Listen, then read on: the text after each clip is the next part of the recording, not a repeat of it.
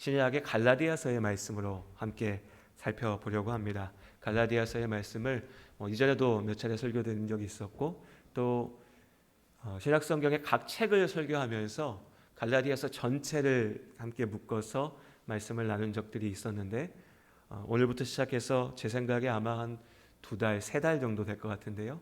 그 시간들 통해서 갈라디아서의 한 구절 한 구절들을 우리가 좀 자세히 살펴보고 그 말씀 속에 담겨져 있는 하나님의 뜻, 하나님의 인도하심을 함께 나누는 시간들로 함께 하도록 하겠습니다. 오늘 우리가 살펴보는 이 갈라디아서의 말씀은 서신서 중에 하나입니다. 흔히 신약의 성경의 책들을 복음서, 서신서, 그리고 역사서, 예언서 이렇게 나누죠. 복음서는 우리 성경 공부 시간에 나눴던 얘기인데 한번 기억해 보십시오. 다시 한번요. 복음서는 마태, 마가, 누가, 요한의 4권의 책을 복음서라고 합니다. 예수님께서 주신 말씀과 이 땅에서 하신 일들을 기록해 놓은 책들이죠. 그리고 그 뒤에 이어 나오는 사도행전이 역사서입니다. 이름 그대로 사도들이 했던 일들, 이것이 사도행전에 기록되어져 있습니다. 그리고 이어지는 나머지 신약의 책들이 서신서, 편지죠. 편지로 이루어진 책들이고요. 마지막이 요한계시록입니다. 서신서를 얘기할 때, 그러니까 앞에 복음서, 사도행전 빼고 요한계시록 빼고 나머지가 다 신약 성경의 책들이 서신서들인데, 우리가 흔히 서신서를 얘기할 때 이게 이름이 헷갈립니다. 이름이 헷갈리시는데 이전에 한 말씀드렸지만 다시 기억하시면 편지니까요. 이 성경의 제목들이 어떻게 붙었나라고 하면 우리가 상식적으로 좀 알고 있으면 편지를 보낸 사람 이름이 제목이 되는 경우가 있습니다. 요한 1, 2, 3서, 베드로서 같은 경우에 보낸 사람 이름이죠. 또 반대로 받는 사람 이름이 제목으로 붙는 경우도 있습니다.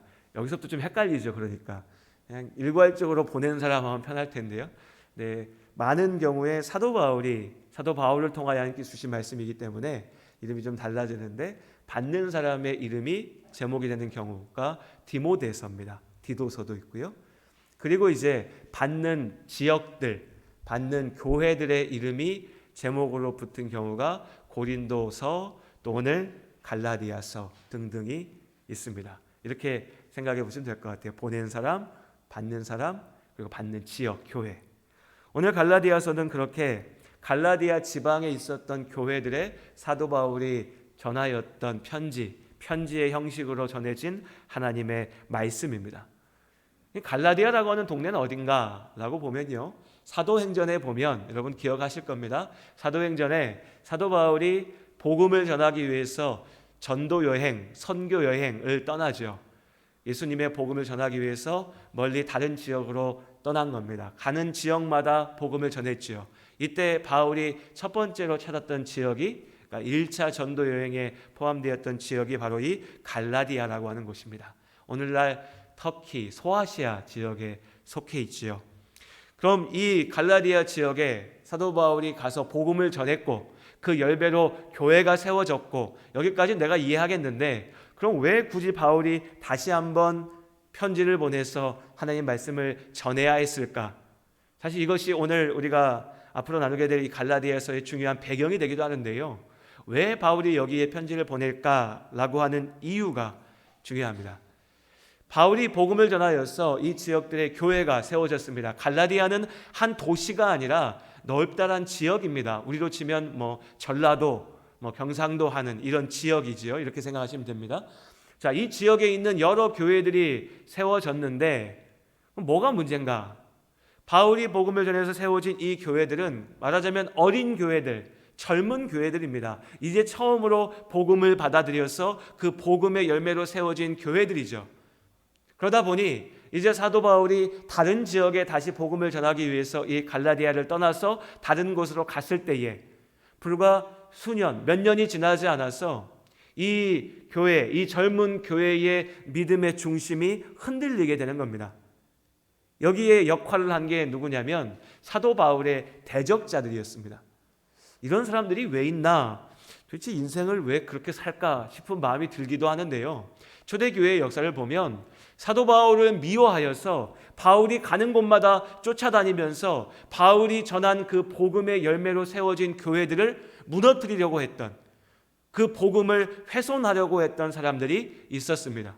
사실 신약성경 전체에서 중요한 배경이기도 하는데 이 문제 때문에 생겨난 많은 일들이 있었거든요. 그래서 이 거짓 교사들, 거짓 선지자들이 갈라디아 교회에도 쫓아와서 거짓된 복음을 증거하였고, 그로 인하여서 교회가 어려움에 처했다는 소식을 들은 사도 바울이 이제 참된 복음이라고 하는 것이 무엇인가 다시 한번 확인하고 갈라디아 교회를 권면하고 격려하기 위해서 전한 말씀이 우리가 나누는 갈라디아서의 말씀인 겁니다. 그래서 이 큰 배경을 이해하시고 앞으로 나눌 우리 몇 주간의 시간들 동안에 갈라디아서가 이 큰 흐름 속에 있구나라는 것을 기억하시고, 그럼 우리가 기억해야 될 가장 중요한 본질이 뭐겠습니까? 참된 복음은 무엇인가? 이 큰 질문을 기억하시면서 함께 말씀을 살펴나가도록 하겠습니다. 그리고 오늘 나눌 말씀은요, 이 갈라디아서 앞서 말씀드린 것처럼 편지로 전해진 말씀이라고 말씀드렸지요. 그러니까 편지의 시작. 여러분 편지 쓰시면 맨 처음에 뭐부터 쓰십니까? 편지 써보신 지 오래되셨죠? 요즘에 그런 시대가 아니라서 편지 항상 쓰면 맨 처음에 들어가야 될, 기록돼야 될 말은 뭐죠? 누구에게, 누구가 이거고요. 그 다음에 안부 인사, 축복의 인사말이 시작됩니다. 오늘 갈라디아서 1장 1절부터 5절까지 말씀도 그렇게 이 편지를 시작하면서 전하는 인사말이 담겨져 있습니다. 그러다 보니 그냥 인사인가 보다라고 가볍게 넘어갈 수도 있지만 한 구절 한 구절을 우리가 깊게 묵상하며 생각할 때에 그 말씀 가운데 담긴 의미를 기억해 볼 수 있습니다. 오늘 그 말씀들을 한번 같이 생각해 봤으면 좋겠습니다. 먼저는 1절의 말씀입니다.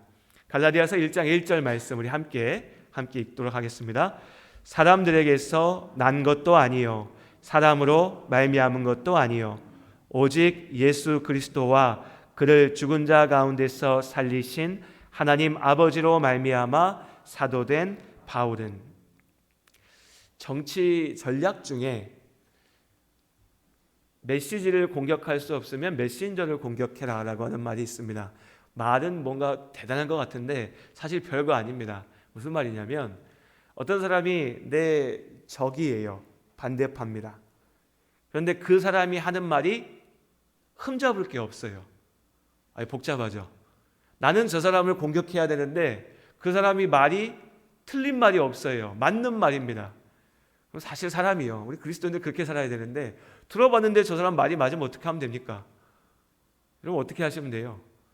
인정해 주면 되지 않습니까? 당신 말 들어보니까 그 말 맞는 것 같습니다. 나도 동의합니다. 그 말은 참 좋은 말입니다. 하고 끝나면 되는데 살다 보면 그렇게 안 될 때가 있죠. 특히 이제 막 정치판에 들어가서 선거하고 이러면 이게 안 되지 않습니까? 저 사람 말 맞다고 하면 안 되잖아요. 내가 손해보잖아요. 그럼 어떡합니까? 그럴 때? 도무지 그 말에 흠을 잡을 수 없을 때 하는 게 뭐냐면 그 말을 한 사람의 약점을 들추서 내는 겁니다. 저 사람 말은 모르겠고 저 사람 봐봐. 저 사람 옛날에 나쁜 짓 진짜 많이 했어. 저 사람 알고 보니까 뒤에 재산을 숨겨놓은 게 엄청 많아. 저 사람 알고 보니까 우리 동네 사람 아니야. 고향이 다른 동네야. 온갖 것을 트집 잡아서 그 사람의 흠을 잡는 거죠. 그럼 흠 잡을 것 없는 사람 세상에 어디 있겠습니까? 그렇게 흠집을 내고 나면 듣는 사람도 마찬가지죠. 우리도 그 사람이 어쨌든 간에 그 사람이 하는 말이 맞는 말이라면 옳은 말이라면 그 말을 내가 들으면 되겠는데 사실 사람들이 그렇게 하지 않죠. 우리도 마찬가지, 모든 사람이 다 마찬가지죠. 그 사람이 뭔가 문제 있어 보이면 그 사람의 말도 듣지 않으려고 합니다.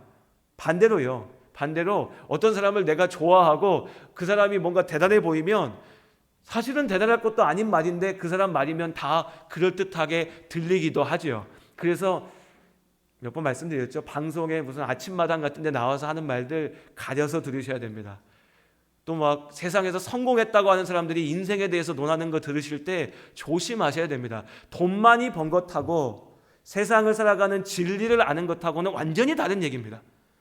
내 자식 키워가지고 무슨 서울대 보내고 이렇게 한 것하고 그 자식을 진짜로 하나님 앞에 잘 키운 것하고는 전혀 다른 얘기입니다. 그런데 사람들이 여기서 착각해요. 착각합니다. 진짜 옳은 얘기를 해도 그 사람이 뭔가 좀 못나 보이고 부족해 보이면 안 들으려고 하고, 정작 그 사람이 하는 말은 아무것도 대단할 게 없는데 거짓된 말인데 그 사람의 배경이 대단하면 귀를 기울이려고 합니다. 자, 오늘 사도 바울의 문제도 이거였습니다. 사도 바울의 반대파들이 바울을 공격하려고 합니다. 그런데 바울이 전하는 복음의 메시지가 잘못된 게 없어요. 흠잡을 게 없었습니다. 그러니까 어떻게 합니까? 그 말을 전한 바울을 공격하는 것이죠. 바울의 약점을 찾아내서 그 바울의 약점을 공격합니다. 그런데 바울의 가장 큰 약점이 뭐였냐면 바울이 예수님의 직접 제자가 아니었다는 겁니다. 예수님의 제자 12명 기억하십니까? 이름 몇 명은 기억나죠? 베드로, 요한, 야고보 등등. 근데 뒤로 가면 좀 헷갈리죠. 뭐 이름 아는 게 중요한 건 아니지만 어쨌든 12명의 제자들이 있었습니다. 이들의 권위는 흔들릴 것이 없었습니다. 모두가 다 알고 있었거든요. 그 12명이 예수님의 제자들이다. 그런데 이 12명의 제자 가운데 포함되지 않은 사도 바울이 주의 복음을 증거하려고 할 때 이제 그 반대파가 이야기하는 겁니다. 지가 뭔데 얘기하냐? 사도 바울 지가 뭔데 사도라고 이야기하나? 이 사도라고 하는 직분은요, 초대교회 때만 특별하게 있었던 직분인데, 여러분 생각해 보시면 초대교회 때는 아무런 기준이, 어떤 질서가 없었습니다. 정말 예수님을 알고 예수님의 말씀을 듣고 예수를 통하여 하나님을 믿은 구원받은 성도들이 함께 모여있는 자리였죠. 우리가 지금 알고 있는 모든 교회의 질서가 세워지는 자리였습니다. 그때에 모든 사람들이 저마다의 주장을 내세우면 교회의 질서가 세워지지 않으니까 예수님의 제자들, 예수님의 곁에 가장 가까이 있었고 하나님 앞에 온전하게 구별된 사람들을 사도라는 직위로서, 사도라고 하는 직분으로서 세워서 교회의, 초대교회의 기틀을 세우게 하신 것이죠. 자, 여기에서 문제가 된 겁니다. 왜 바울이 사도여야 되는가? 라고 공격한 것이죠. 그리고 오늘 1절의 말씀은 그 공격에 대한 사도 바울의 대답인 겁니다. 내가 어떻게 사도가 되었나? 우리 생각 같으면 바울이 이런 것들을 자랑할 수 있을 것 같습니다. 바울은요, 예수님의 제자들 그 누구보다도 가장 학식이 뛰어난 사람이었습니다. 똑똑한 사람이었다는 거죠. 출신도 좋았습니다. 정통 유대인이었죠. 그것을 자랑할 법합니다. 또한 사도 바울은 예수님의 제자였던 다른 사도들 중에 누구보다도 더욱더 많은 믿음의 열매를 이뤄낸 사람이었습니다. 가장 많은 지역에 가서 교회를 세웠죠. 우리 요즘에 뭘 자랑합니까? 훌륭한 목회자 이러면 많은 성도를 거느린 큰 교회에 큰 목사를 얘기할 수도 있을 겁니다. 그런 걸 자랑한다면 바울이야말로 초대교회에서 누구보다도 내가 이 많은 지역을 다니면서 이렇게 많은 교회를 세웠어 라고 자랑할 수 있는 그런 사람이었죠. 그런 것들의 기초에서, 그런 것들의 의지에서 얘기할 수 있었을 겁니다. 이런 것들을 보니까 나 대단하지, 그러니까 나 사도야 라고요. 그런데 오늘 바울은 뭐라 얘기하죠? 오직 예수 그리스도와 그를 죽은 자 가운데 살리신 하나님 아버지로 말미암아 사도된 바울은, 자신의 권위는, 자신의 자격은, 자신이 전하고 행하는 그 모든 복음의 말씀들은 오직 하나님 아버지로부터 말미암은 것이라고 선포하는 겁니다. 실상이 그랬죠. 실상이. 바울이 원래부터 바울이었습니까? 바울이 원래부터 예수 그리스도의 사람이었나요? 아니었죠. 우리가 알고 있는 것처럼 사도행전에 보면 바울은 예수 믿는 사람을 잡아서 감옥에 가두고 매를 때리고 죽이려고 하는 사람이었습니다. 그런 바울이 이제 예수의 복음을 들고 땅끝까지 나아가서 교회를 세우기 위하여 헌신할 수 있었던 유일한 이유는 뭐냐면 그가 예수님을 만났던 것이죠. 십자가에서 그의 죄를 위하여 대신하여 죽으시고 부활하신 그 주님을 만났기에 바울이 하나님의 사람이 되었습니다. 예수 그리스도의 사도가 되었지요. 그 소명을 붙잡고 이방인들에게 나아가서 복음을 증거하는 것입니다. 이것이 바울이 사도된 이유였고 사도 바울의 존재의 근거였습니다. 그리고 오늘 우리의 존재의 이유가 됩니다. 작게는요, 우리 각자의 직분에 우리의 사역의 이유입니다. 내가 왜 목사인가? 내가 왜 장로인가? 집사인가? 우리가 어떻게 이 직분을 가지고서 일할 수 있는가? 교회에서 누군가가 나를 세워줘서 교회의 어떤 형식 때문에 물론 그런 과정과 제도를 거쳐서 우리가 직분을 갖게 되었습니다. 하지만 중요한 본질은 거기에 있지 않죠. 하나님께서 나를 살리신 예수 그리스도께서 우리에게 맡기신 소명이기에 우리가 이 직분을 감당해 나갑니다. 더 본질적으로 직분을 넘어서서 우리의 삶 자체가 그렇습니다. 나라고 하는 사람이 왜 이 땅에 있어야 되는가? 내가 왜 살아야 되는가? 나는 도대체 누군가? 라고 하는 질문 앞에 우리가 의지하고 우리가 찾을 수 있는 유일한 답은 내가 하나님의 사람이라는 것입니다. 우리 찬양 가운데도 있습니다. 나의 나된 것은 오로지 주의 은혜라. 나의 존재 이유를 다른 곳에 둘 때 우리는 끊임없이 근심하고 걱정하고 두려워하고 흔들려야 됩니다. 바울도 마찬가지죠. 그가 자신의 사도됨의 이유를 다른 곳에 뒀다면, 내가 이런 열매를 거뒀고 내가 이렇게 잘 배웠고 나를 따르는 사람이 이렇게 많고 다른 사도들이 나를 인정해주고 이런 모든 것들이 내가 사도되는 자격이 되고 이유가 됐다면 바울은 끊임없이 고민해야 됐을 겁니다. 내가 항상 남보다 다른 이들보다 더 똑똑해야 됐고 더 많이 알아야 됐고 다른 사도들이 항상 날 인정해줘야 됐고 내가 복음을 전하는 지역에 더 많은 교회가 항상 세워져야 되겠고 이것들 중에 하나라도 무너져 버리면 내가 해낸 일들이 하나라도 열매를 보이지 못하면 나의 가치가 떨어지게 되니까요. 그런데 바울이 그랬나요? 아니요. 바울은 그런 것에 의지하지 않았습니다. 세상 누가 날 인정해 주지 않아도 내가 전하는 그 복음의 열매가 내 기대처럼 멋지게 꽃피지 않아도 나를 핍박하고 나를 박해하는 자들이 아무리 많이 나를 둘러싸도 내가 흔들리지 않을 것은 나를 이 자리에 있게 하신 이는 하나님이시기에, 나를 사도로 세우신 이는 하나님이시기에 그 하나님 앞에 의지하고 나아가는 거죠. 우리의 삶을 바라봅니다. 여러분, 지금 우리가 왜 살고 있습니까? 어떻게 살고 있지요? 그냥 태어났으니까요? 내 부모님이 나를 낳아줬으니까 내가 살고 있습니까? 내 가정이 어떻게 이루어져 있습니까? 내가 좋아하는 사람 만나가지고 그냥 우리끼리 마음이 맞아서 결혼해서 사니까 우리 가정이 이루어져 있습니까? 그런 기준에서 산다면 우리는 날마다 두려워하고 떨어야 됩니다. 오늘이라도 나를 사랑한다고 말하는 사람들이 이제 그 마음이 변해서 나를 미워하면 어떡하나? 오늘이라도 나를 인정해줬던 그 사람들이 나를 인정하지 않으면 어떡하나? 지금이라도 내가 만들어왔던 그 많은 것들이, 내가 이루어온 내 부가, 나의 지위가, 내가 가지고 있는 이 모든 것들이 내일이라도 아무것도 아닌 것으로 무너져 버리면 나는 내 존재가 의미 없어지는 거 아닙니까?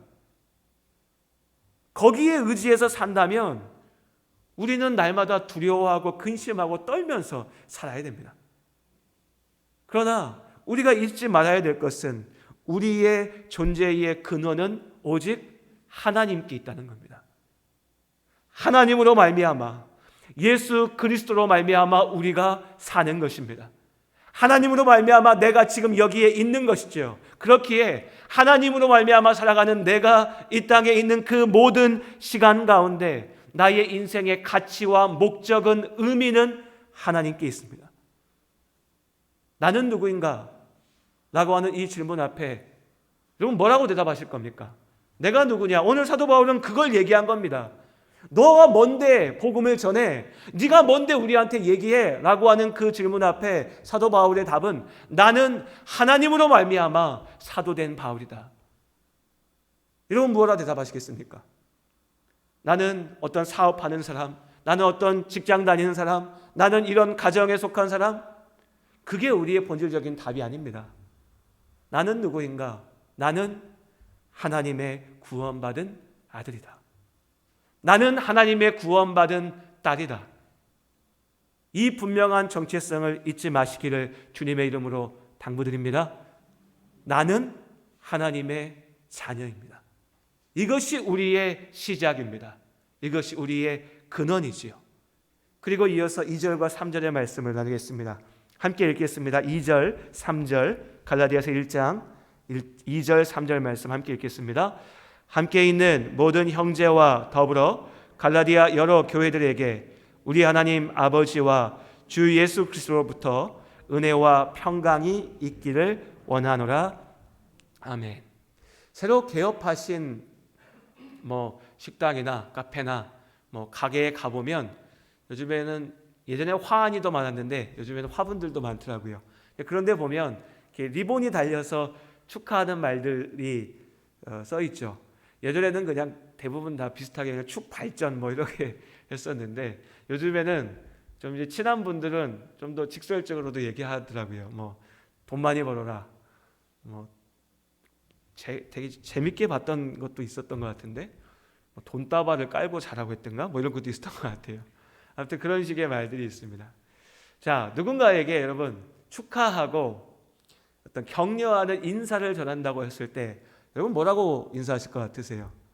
표현은 좀 점잖게 각자 스타일대로 바꾸겠지만 사실 많은 경우에 우리 축복하는 말의 본질은 비슷합니다.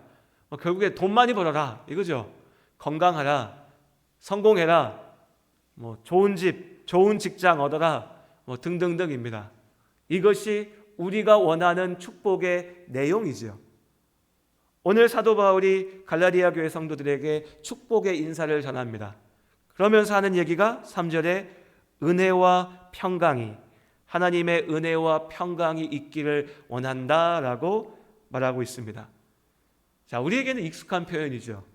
그러려니 합니다. 사도 바울인데 사도 바울이 편지 쓰면서 돈 많이 벌어라고 하는 건 아니잖아. 그래도 바울이니까 은혜와 평강이 있기를 원하노라 이렇게 해야 좀 은혜가 되고 뭔가 좀 거룩하지라고 생각하실 수 있습니다. 그런데 여러분 그렇게만 생각하면 안 됩니다.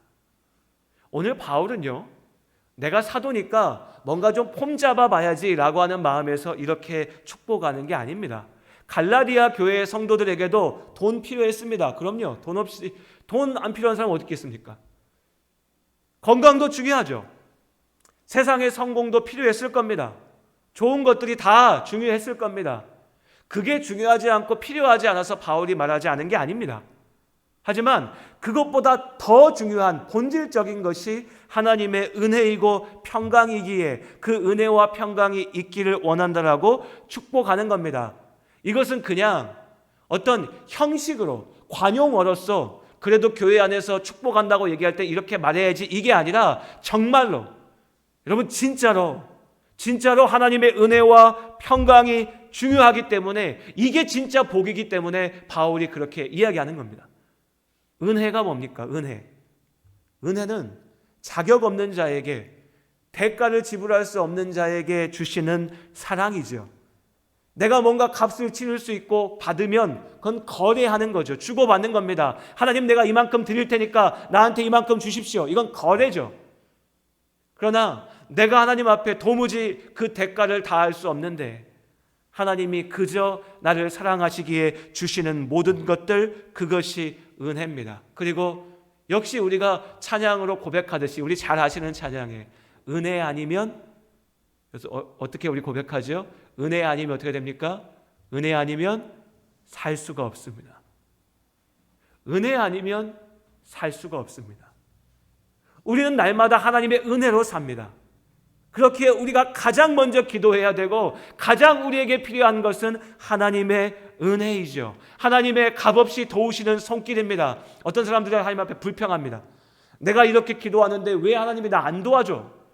내가 이렇게 기도하는데 왜 나한테 어려움이 있어? 왜 오늘도 가서 일해야 내가 겨우 살 수 있고?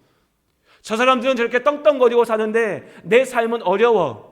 불평, 불만을 갖습니다. 그런데 여러분 가만히 생각해 보십시오.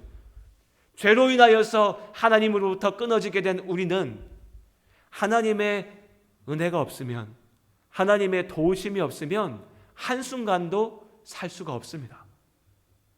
한순간도 살 수가 없습니다. 우리가 지금 이렇게 숨쉬고 살아갈 수 있는 그 모든 것도 하나님의 은혜인 것이지요. 나아가서 우리의 구체적인 삶 속에서 아무리 세상의 것들을 자랑한다 해도 하나님 없는 삶은 결국에 죽음으로 끝날 뿐입니다. 비참한 삶이죠. 몇십 년 살다 죽으면 끝장나는 겁니다. 그런데 그 속에서 슬픔이 기쁨이 되게 하시고 고난이 연단이 되어 하나님의 참된 은혜를, 참된 축복을 알 수 있게, 누릴 수 있게 하시는 그 모든 인도하심이 하나님의 은혜인 겁니다. 우리는 그렇게 하나님의 은혜 가운데 사는 거죠. 내 능력과 나의 힘으로 사는 게 아니라 하나님의 은혜 안에 삽니다. 이 은혜 안에 있는 우리가 복된 줄로 믿습니다. 그리고 평강이요. 평강, 평화. 평화 이러면 뭐가 떠오르십니까, 여러분? 평화. 평화라는 것을 한번 들으시고 머리에 한번 그림을 그려보시죠. 평화라는 게 나에게 뭔가. 보통은요, 평화 이러면 오늘같이 좋은 날씨에, 날씨 참 좋습니다.